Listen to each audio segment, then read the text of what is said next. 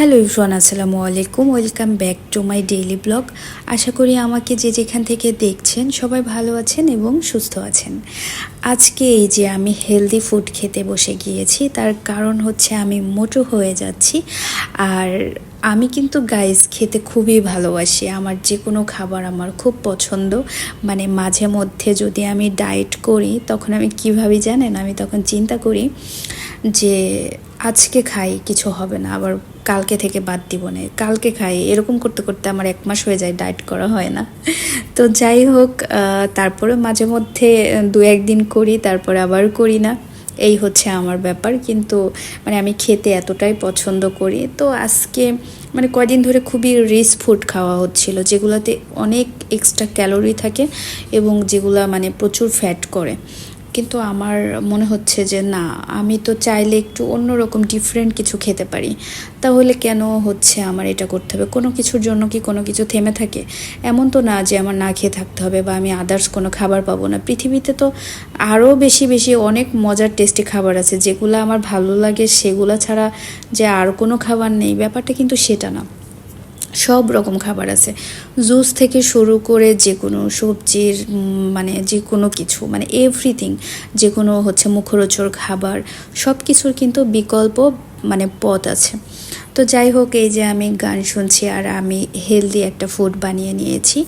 এটা হচ্ছে আমার ওটসের একটা হচ্ছে ফুড, যেটার সাথে আমি বিভিন্ন ফ্রুটস, বিভিন্ন মানে এক্সট্রা ক্যালোরি বাদ, মানে ফ্যাট মানে বার্ন করা যেসব কিছু মানে জিনিস আছে আর কি, বাদাম, বিভিন্ন কিছু, এগুলা মানে যেগুলো হেলদি মানে ফুড, সেগুলো দিয়েছি। এরপরে দুধও দিয়েছি, যেগুলো হচ্ছে আপনার ফ্যাট ছাড়া যে দুধগুলা, ওগুলো ইউজ করেছি।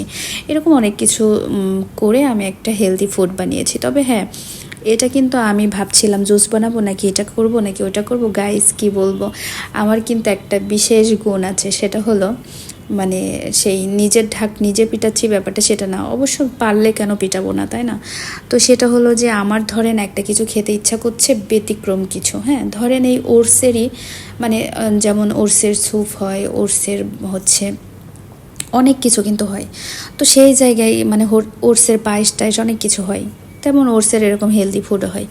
কিন্তু আমার মানে কখনো শুনেছেন যে ওটসের হচ্ছে লাচ্ছি, মানে লাচ্ছি বানাচ্ছে বা ওটসের অন্যরকম জুস টুস বানাচ্ছে কি, মানে এরকম কিছু?